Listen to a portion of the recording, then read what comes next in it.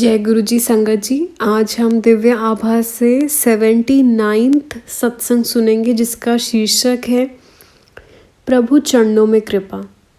चरण कमल की मौज को कहो कैसे अनुमान, कहीं बे को शोभा नहीं देखा ही परमान। संत कबीर ने सदगुरु के चरणों में मिलने वाले सुख का वर्णन करने से मना कर दिया था, क्योंकि उसे शब्दों में पिरोना असंभव है। वह तो केवल अनुभव ही किया जा सकता है। मुझे भी ऐसी ही अनुभूतियाँ हुई हैं। गुरु जी के आशीर्वाद ने एक नवीन बोध और उद्देश्य देकर मेरे पूरे जीवन को बदल दिया है। जय गुरु जी। सर्वज्ञाता होने के आभास। अगस्त 1996 में मेरा एक दिन शाम को मेरे मित्र विंग कमांडर चोपड़ा ने फ़ोन कर मुझे गुरु जी के यहाँ आने का इनविटेशन दिया। क्योंकि मैं संतों में विश्वास नहीं करता था, बहुत मना करने के बाद उन पर आभार प्रकट करने के लिए मैंने हाँ भर दी। उस दिन हम नोएडा से 6 बजे चलकर 45 मिनट में गुरुजी के स्थान पर पहुंच गए। पहला अवसर होने के कारण संगत में चोपड़ा के अलावा मैं किसी को नहीं जानता था। हम 15-20 लोग समूह में बैठकर गुरुजी की प्रतीक्षा करते रहे। जब गुरुजी अपने कक्ष से निकले, हम सब ने जाकर उनके चरण स्पर्श किए। सामान्यतः ऐसे धार्मिक अवसरों पर उपस्थित भक्त ईश्वर के लिए आदर भाव से या किसी धर्मात्य कार्यों के लिए धन दान करने हैं, पर विंग कमांडर चोपड़ा ने मुझे चेतावनी दी थी कि यहाँ पर धन कदापि अर्पण नहीं करना है। गुरुजी भेंट में केवल फूल या मिठाई स्वीकार करते हैं। फूल सजाने के काम आते थे और मिठाई को गुरुजी प्रसाद के रूप में संगत में बांट देते थे। चोपड़ा द्वारा मेरा संक्षिप्त परिचय कराने के पश्चात गुरुजी ने मेरी ओर मुड़कर देखा और पूछा कि मैं चंडीगढ़ कब जा रहा हूँ। मैं शॉक हो गया, क्योंकि चोपड़ा को इस बारे में कुछ नहीं पता था और पता होने पर भी बताने का समय नहीं मिला। परंतु गुरुजी को मेरे बारे में चोपड़ा द्वारा दिया गए परिचय से अधिक पता था। अपने अचंभे को वश में करते हुए मैंने गुरुजी को उत्तर दे दिया। गुरुजी ने जानना चाहा कि मैं वहाँ पर कहाँ रहता हूँ। मैंने उनको बताया कि मैं एक पुलिस अधिकारी श्री पीपी सिंह के घर पर ठहरता हूँ। गुरुजी ने कहा कि वह उनके पुराने अनुयायी हैं। मैं उन्हें दिल्ली आकर गुरुजी से मिलने के लिए कहूँ। गुरुजी के रहस्य और उनकी प्रतिभाओं के बारे में जानने के लिए मेरी जिज्ञासा और बढ़ गई। यथास्थान बैठने पर प्रसाद में चाय परोसी गई। गुरबानी के मधुर शब्दों की ध्वनि से वातावरण में दिव्यता छा रही थी। कुछ देर बाद गुरुजी ने मिठाई बांटनी शुरू करी और उसकी मात्रा ने कुछ मुझे आश्चर्यचकित कर दिया। उठाने और देने के लिए गुरुजी केवल अपने दाहिने हाथ का प्रयोग कर रहे थे, पर प्राप्तकर्ता को दोनों हाथों से भी उसे संभालने में कठिनाई हो रही थी। यद्यपि गुरुजी का हाथ उपस्थित लोगों में से कुछ से छोटा होगा, किंतु बड़े हाथ वाले भक्त भी दोनों हाथों से प्रसाद को संभाल नहीं पा रहे थे। गुरुजी के 2-3 बार प्रसाद देने के बाद, जिसकी प्रति भक्त कुल मात्रा आधा किलो से अधिक रही होगी, उनके निर्देश पर लंगर परोसने का प्रबंध होने लगा। उस समय ऐसे लग रहा था कि पेट में और कुछ खाने का स्थान नहीं है, परंतु जब तक लंगर लगा तब तक दोबारा भूख लगने लगी। कालांतर में मुझे भोग हुआ कि प्रसाद और लंगर के यह अनुभव एक बार के चमत्कार ना होकर सामान्य है। पिछले 5 वर्षों में से कुछ आहार और रहन सहन संबंधित नियमों का पालन करता आया था। सुबह जल्दी उठने के लिए मैं 9:30 बजे सो जाया करता था, परंतु गुरुजी संगत को अपने द्वारा सोचे हुए समय पर ही जाने की आज्ञा देते थे। उस दिन वहाँ आधी रात के बाद तक रहे और कोई 1 बजे नोएडा के लिए चले। यह समय मेरे शरीर की जैविक घड़ी के प्रतिकूल था, किंतु मुझे आभास हुआ कितनी देर तक जगे रहने के बाद भी घर पहुंचने तक नींद मेरे से कोसों दूर थी और मुझ में अद्भुत स्फूर्ति बनी हुई थी। घर पहुंचने के तुरंत बाद मैंने अपने मित्र पीपी सिंह को फ़ोन कर यह जानना चाहा कि क्या गुरुजी का कहा हुआ सत्य था। मेरे मित्र को यह जानकर अति प्रसन्नता हुई कि मैं गुरुजी से मिलने एम्पायर स्टेट गया। वह उनका पता जानकर और भी आनंदित हुए, क्योंकि चंडीगढ़ से गुरुजी के जाने के बाद गुरुजी से उनका संपर्क टूट गया था। हमने खुश होकर बात का अंत किया। फिर मैंने अपने पहले दर्शन के बारे में अपनी पत्नी के कुछ प्रश्नों के उत्तर दिए और इस प्रकार एक अति महत्वपूर्ण दिन का अंत हुआ। अगले दिन जब चोपड़ा ने मेरे आने के बारे में पूछा तो मैं तुरंत मान गया। गुरुजी की शरण में हमने शब्द, प्रसाद, लंगर का आनंद उठाया और फिर गुरुजी ने मुझे गुप्ता से संबोधित किया। घर पर जब मैंने यह बताया तो मेरे बच्चों ने सोचा कि संभवतः गुरुजी को गलती लगी होगी और वह मेरा नाम भूल गए। फिर मैंने बच्चों को अपने कॉलेज के दिनों का एक रक्तदान कार्ड दिखाया। उन्हें पहली बार पता लगा कि मैं गुप्ता लिखा करता था और बिजनेस शुरू करने के बाद ही मैंने सिंगला का प्रयोग शुरू किया। गुरुजी ने सिद्ध कर दिया कि उनसे कोई भी बात छिपी नहीं है। मेरी पत्नी और बच्चों ने अगली बार साथ चलने की आकांक्षा व्यक्त करी और हम सब एक साथ गए। जय गुरुजी। चंडीगढ़ तक सुगंधित यात्रा। उनके दर्शन करते हुए 1 सप्ताह से भी कम समय के बाद गुरुजी ने मुझे पत्नी सहित चंडीगढ़ जाकर पीपी सिंह और उनके परिवार से मिलने को कहा। गुरुजी के आशीर्वाद से यह यात्रा विशेष रही। गुरुजी के शरीर से विशिष्ट किंतु प्राकृतिक सुगंध आती है। चंडीगढ़ तक की पूरी यात्रा में यह सुगंध निरंतर साथ बनी रही। चंडीगढ़ में हमारा अधिकतर समय गुरुजी की चर्चा में व्यतीत हुआ। जब हम चलने को हुए तो हम सब गुरुजी की गुलाब पुष्प वाली सुगंध में डूब गए। गुरुजी स्वयं 250 किलोमीटर दूर दिल्ली में थे। यद्यपि गुरुजी को समक्ष पाना संभव नहीं है, उनकी कृपा से ही हम उनके एक अत्यंत ही सरल भाव को समझने का आधार बना सकते हैं। गुरुजी ने जो भी मुझे दृष्टिगोचर और अनुभव करवाया है उससे स्पष्ट है कि यह सुगंध उनकी उपस्थिति का प्रतीक है। कभी भी कहीं भी जो भी गुरुजी को याद करता है या उनसे सहायता की पुकार लगाता है वह तुरंत उसको आश्रय देते हैं। किंतु यह आह्वान हृदय से होना चाहिए। संगत के कुछ सदस्यों को उन्होंने सपने में भी दर्शन दिए हैं। उनकी इच्छा के विपरीत आप उन्हें कभी सपने में नहीं देखेंगे। गुरुजी का सपना कभी भी कारणात्मक घटना ना होकर उनकी वास्तविक लौकिक उपस्थिति है। अन्यथा कौन कुछ वर्ष पहले घटी इस घटना का विश्लेषण कर सकता है। गुरुजी मेरी आटा मिल का उद्घाटन करने नीमराना आए थे। उनके साथ संगत के कुछ सदस्य भी थे। उनमें गुड़गांव के एक व्यवसायिक श्री मदन अपने परिवार सहित आए थे। उनकी बेटी स्थान देखकर चिल्ला पड़ी और कहने लगी कि गुरुजी ने यह पूरा संदर्भ उसे कई माह पहले सपने में दिखलाया था। जय गुरुजी। छोटी सी सेवा से रोग मुक्ति। किसी भी भक्त के लिए गुरु की सेवा अत्यंत प्रसन्नता, गौरव, संतोष की घटना होती है, किंतु गुरुजी के संदर्भ में उसका एक और आयाम भी है। एक बार गुरुजी ने मुझे अपने घुटनों से टखनों तक मालिश करने को कहा। उसे करते हुए मैं कितना भावविहीन और आनंदित हुआ इसका वर्णन करना असंभव है। आधा घंटा ऐसा करने के पश्चात मेरे हाथ उन्हीं की सुगंध से भर गए। वह सुगंध हाथों में 24 घंटे से भी अधिक आती रही और कुछ चमत्कारिक भी हुआ। मेरे पैरों के नीचे का भाग अकड़ा रहता था। मेरा पुत्र उन अंगों पर अपने शरीर का भार डालने के लिए खड़ा हुआ करता था और इसमें कुछ आराम मिलता था। कुछ दिनों में मुझे आभास हुआ कि गुरुजी ने अपने उन्हीं भागों की मालिश करवाकर मुझे 7-8 वर्षों से चलती आ रही उस तीव्र वेदना से मुक्त कर दिया था। उसके बाद मुझे वहाँ दर्द कभी नहीं हुआ। गुरुजी जैसे दाता कृपा के अतिरिक्त जब भी सेवा करवाते हैं वह भक्त की भलाई के लिए ही होता है। जय गुरुजी। मारुति की चमत्कार। हमारी मारुति 800 कार 12 से 12.5 किलोमीटर प्रति लीटर पेट्रोल का एवरेज देती थी। हर बार जब मैं ईंधन भरवाता था तो उसकी औसत की गणना करता था।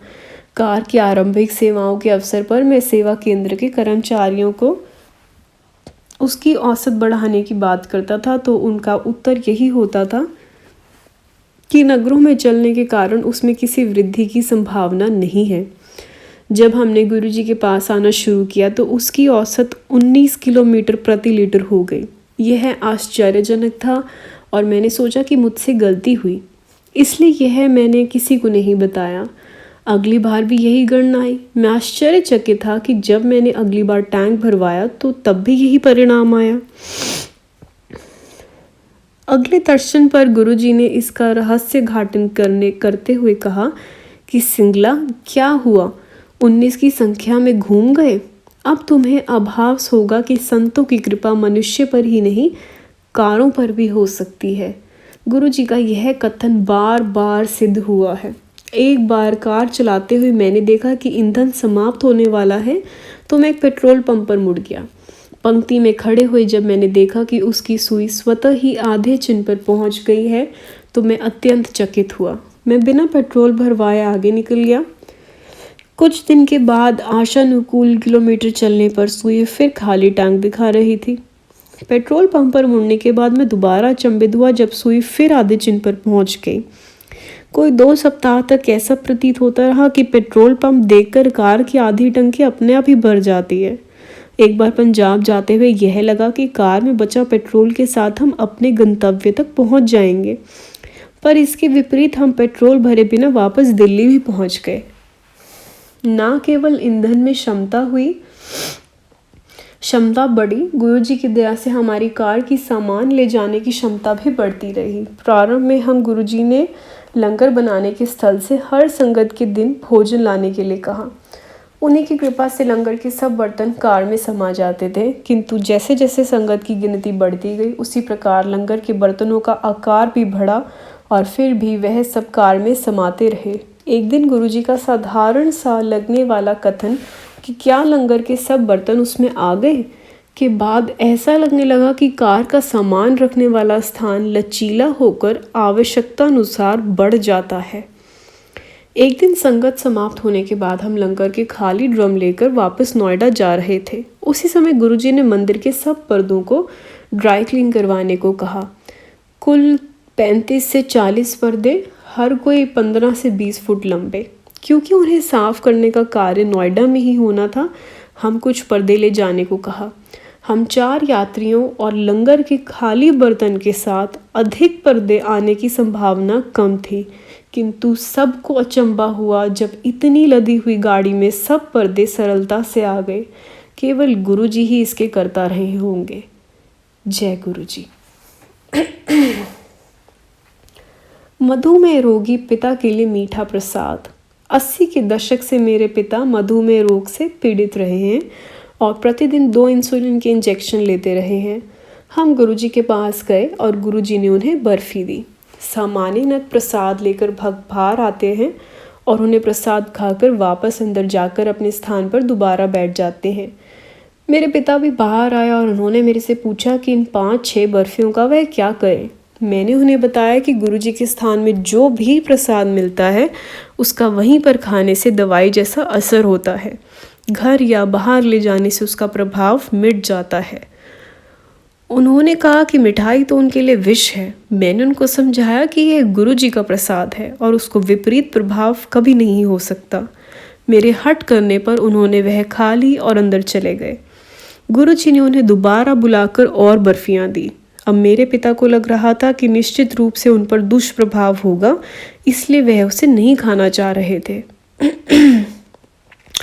पर मेरे पिता ने दोबारा मेरे कहने पर बात मान ली और दोबारा खा लिया, किंतु गुरुजी ने उनके लिए और प्रसाद रख लिया। एक बार फिर बुलाकर उन्हें बर्फियां दी। तीसरी बार बर्फियां खाने तक मेरे पिता लगभग आधा किलो बर्फियां खा चुके होंगे। उन्हें विश्वास था कि वह गंभीर रूप से बीमार पड़ेंगे और उनकी शुगर का स्तर पिछले 15 वर्ष के बराबर की मिठाई केवल 4 घंटे में खा लेने से निश्चित अति उच्च हो जाएगा। हम घर गए और उन्होंने मुझे सुबह 5:30 बजे फ़ोन करके कहा कि उनके शुगर का लेवल जो गत दिन 130 था, इतनी बर्फियां खाने के बाद भी 120 है। इससे बोध होता है कि गुरुजी के स्थान पर दी हुई कोई भी वस्तु अपने भौतिक गुण खोकर प्रसाद के गुण अपने आप ले लेती है। जय गुरुजी। शल्य क्रियाओं में गुरु कृपा। मेरे पिता मधुमेह के साथ साथ हृदय रोग से भी पीड़ित थे। एक बार रात को उनके वक्ष स्थल में पीड़ा हुई। उन्होंने उसके बारे में अधिक ना सोचते हुए मालिश और गर्म जल की बोतलों से दर्द को शांत करने का प्रयत्न किया। किसी प्रकार से उन्होंने रात तो बिता दी, किंतु स्थिति की गंभीरता को देखते हुए उन्होंने सुबह मुझे फ़ोन किया। जब मैं उनके पास पहुंचा तो उनकी स्थिति देखकर हमें यथाशीघ्र अपोलो हॉस्पिटल ले गए। प्रारंभिक टेस्ट से पता चला कि रात को उन्हें दिल का दौरा पड़ा था और डॉक्टर उन्हें हॉस्पिटल लाने में देरी करने के लिए अचंभित थे। तथापि दोबारा सारे टेस्ट के बाद डॉक्टरों ने बाईपास का परामर्श दिया। पिता के शुगर रोगी होने के कारण यह क्रिया जटिल होने की संभावना थी, क्योंकि ऐसे रोगी को स्वस्थ होने में सामान्य रोगी से अधिक समय लगता है। कोई अन्य उपाय न होने के कारण डॉक्टरों ने हमारी अनुमति लेकर ऑपरेशन शुरू करा। थोड़ी सी अवधि में ऑपरेशन के सब प्रबंध करना कोई सरल बात नहीं थी। उसके पश्चात जिस प्रकार से हॉस्पिटल के कर्मचारियों ने हमारी सहायता करी, उसमें गुरु कृपा स्पष्ट थी। सबसे पहले रक्त कोष में उनके समूह के रक्त की कमी होने के कारण ऑपरेशन करने वाले एक डॉक्टर ने अपने रक्त देने की स्वीकृति दी। फिर ऑपरेशन हृदय रोग विभाग के अध्यक्ष, जो भारत में केवल 10-12 दिन प्रति माह ही रहते हैं, के निरीक्षण में हुई। सामान्यतः उनके लिए 10-12 दिन पहले समय नियुक्ति की आवश्यकता पड़ती है, किंतु वह बिना हिचक के कुछ समय में आ गए। मेरे पिता के ऑपरेशन बिना किसी विघ्न के पूरे हो गए। चेतना लौटने पर उन्होंने ऑपरेशन से पहले के टेस्ट देखने चाहे, क्योंकि उन्हें बाईपास क्रिया होने का ज्ञान नहीं था। उस दिन जो भी घटनाएं मेरे पिता के साथ हुई विस्मित करने वाली थी। आश्चर्यजनक रूप से ऑपरेशन सरलता से हो गया।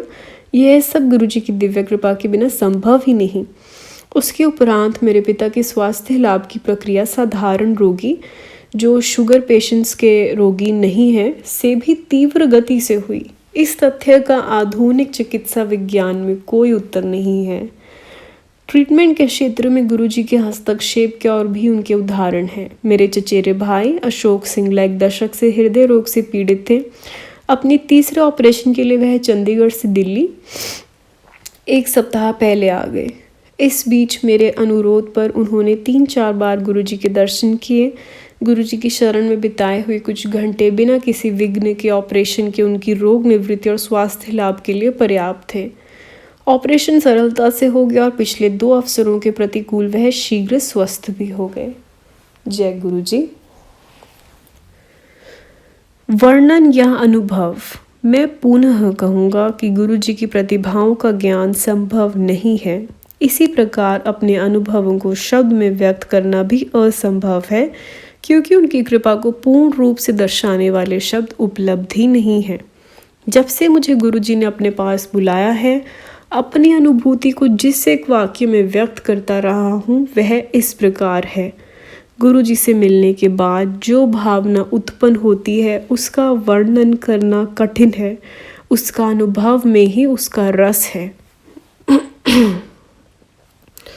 गुरुजी अपना वास्तविक रूप छिपाने के लिए विभिन्न उपक्रम करते हैं। हम केवल उनके लौकिक रूप से ही परिचित हैं और इस कारण उनसे वह प्राप्त नहीं कर पाते हैं जो वह देने की क्षमता रखते हैं।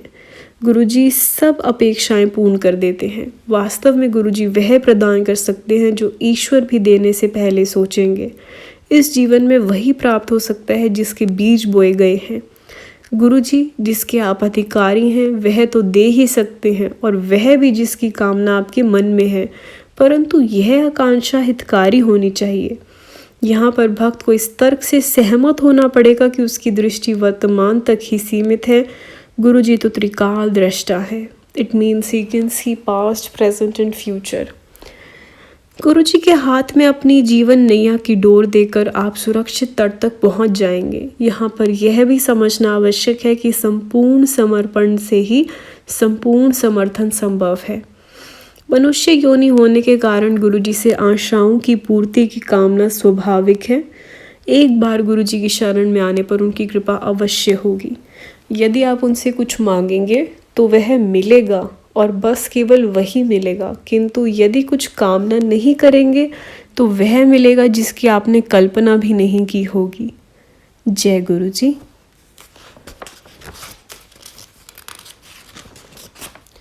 हृदय रोग के लिए चना। गुरुजी के निर्देशों के पालन करने में ही सुख है। यह सर्वविदित है कि जब वह कुछ कहते हैं तो उसके लिए आवश्यक प्रावधान भी कर देते हैं। ऐसा अनेक अवसरों पर देखा गया है। मेरे एक घनिष्ठ मित्र गोयल को दिल का दौरा पड़ा और उन्हें हॉस्पिटल में प्रवेश कराना पड़ा। जब मैं संगत समाप्त होने पर घर के लिए चल रहा था तो मैंने इसका उल्लेख गुरुजी से किया। उन्होंने तुरंत एक उपाय बताया जिसके लिए 5.25 किलो चने की आवश्यकता थी। जब तक हम बाहर निकलकर घर के लिए चले तो शीतकाल की चरम सीमा में रात्रि का 1 बज रहा था। क्योंकि वह उपाय तुरंत करना ज़रूरी था, मैं खुली हुई पंसारी की दुकान ढूंढते हुए गाड़ी चला रहा था। 10 किलोमीटर जाने के बाद सौभाग्यवश एक खुली हुई दुकान मिली। हमने उसे 5.25 किलो तक चने मांगे तो उसने अपना भंडार देखकर बताया कि उसके पास केवल 5.5 किलो चने ही हैं। कुछ ना होने से कुछ भला सोचकर हमने वही मात्रा ले ली। चलते हुए दुकानदार से जब पूछा कि वह दुकान कब बंद करता है तो उसने उत्तर दिया कि वैसे तो 10:30 बजे बंद कर देता है, परंतु उस दिन वह 3-4 महीने में एक बार करने वाली क्रिया स्टॉक की जांच कर रहा था, इसलिए अभी तक दुकान खुली हुई थी। इसे संयोग कहकर टाल भी सकते हैं, परंतु यदि बार बार आपके हित में संयोग होते रहे तो उनका स्रोत समझने में कोई कठिनाई नहीं होगी। हमारे पास चने अभी भी कम थे, इसलिए हम ढूंढते हुए घर की ओर चले गए, परंतु मार्ग में और कोई दुकान खुली नहीं मिली। हम निराश हो चले कि घर पर एक डिब्बे में कुछ चने मिल गए। तोलने पर वह पूरे 750 ग्राम निकले और इस प्रकार 5.25 किलो चने की पूर्ति हुई। मैंने गुरुजी के निर्देशों का पालन किया। गोयल की स्थिति में तुरंत सुधार हुआ और अगले 48 घंटों के बाद वह हॉस्पिटल से वापस घर भी आ गया। गुरुजी के साधारण से कहे गए व्यक्तित्व का भी गूढ़ अर्थ होता है। गुरुजी के मुख से उच्चारित प्रत्येक शब्द भक्त के भविष्य को स्वर्णिम बनाने के लिए है। उनके कृत्य जो अक्सर दिखाई नहीं देते, हमें यह पता तक नहीं लगने देते कि नियति में क्या लिखा हुआ था। बहुत कम अवसरों पर गुरुजी पूरे भेद खोलते हैं। मुझे एक बार उनके साथ पंजाब जाने का अवसर मिला, जहां उन्हें एक हॉस्पिटल का उद्घाटन करना था। उद्घाटन के बाद गुरुजी ने कुछ और दिन तक वहां रहने का कार्यक्रम बना लिया। ऐसे अवसरों पर गुरुजी स्वयं अपने भक्तों के सुखपूर्वक रहने का ध्यान रखते हैं, इसलिए मेरे साथ संगत के 3 और भक्तों को हॉस्पिटल में ही ठहराया गया और उसके मालिक ने हमारी अत्यंत आवभगत करी। इस अवधि में हमने अत्यंत आनंद उठाया और सबसे उत्तम गरिष्ठ स्वादिष्ट पंजाबी भोजन का स्वाद लिया। कर्मचारियों की इच्छा की अच्छी देखरेख के कारण वह समय अति स्मरणीय रहेगा। 4 दिन वहाँ पर सब सुख साधनों का अनुभव लेने के बाद हम वापस दिल्ली आ गए। गुरुजी ने एक भक्त को बताया कि हम सबको वहाँ पर रखने का कारण हम चारों के आने वाले बुरे समय, जिसमें हम चारों की 4-4 माह के लिए हॉस्पिटल में रहते की क्षतिपूर्ति करना था। गुरुजी अपनी संगत का असीमित ध्यान रखते हैं और जब कभी जहाँ भी उनकी सहायता की आवश्यकता होगी वह करेंगे। गुरुजी के साथ बिताए हुए वर्षों में उन्होंने अपनी सर्वज्ञाता सर्वशक्तिशाली प्रभावों के परिचय अनेक अवसरों पर कराए हैं। हम केवल उनका आभार प्रकट कर सकते हैं। एक बार दिसंबर या जनवरी मास में हम संगत के घर वापस जा रहे थे। मैं गाड़ी चला रहा था और अत्यधिक धुंध के कारण कुछ मीटर से अधिक दिखाई नहीं दे रहा था। धुंध में मोड़ों, अन्य रास्तों, यातायात का भी पता नहीं चला। 28 किलोमीटर की दूरी में से कुल 7-8 किलोमीटर चलकर अत्यंत निराश हो चला था।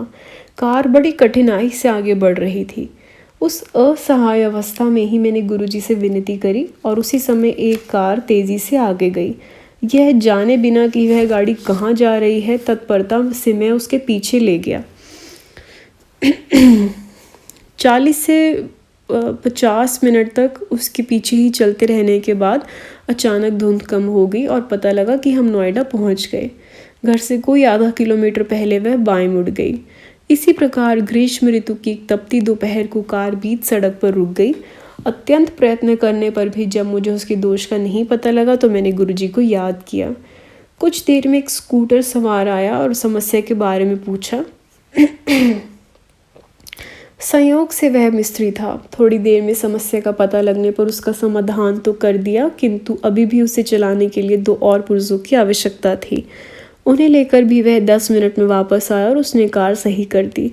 गुरुजी के साथ अनेक अनुभव हुए हैं। हर रोज़ हम उनके अनेक छोटी बड़ी परिस्थितियों की अनुभूति होती है जहाँ पर गुरुजी की दया साफ साफ दिखती है। उन कष्टों का क्या कहें जिन्हें गुरुजी समाप्त कर देते हैं और पता भी नहीं लगने देते। अंत में मैं गुरुजी से निवेदन करूँगा कि वह संगत के समस्त सदस्यों को अपनी शरण में रखें और भूलों को अनदेखा कर क्षमा करें। जय गुरुजी। यह सत्संग की समाप्ति होती है। यह लिखित है राजेंद्र प्रसाद सिंगला जी के द्वारा, जो कि गुड़गांव से हैं। जय गुरुजी। अनंतम शुक्राना गुरुजी।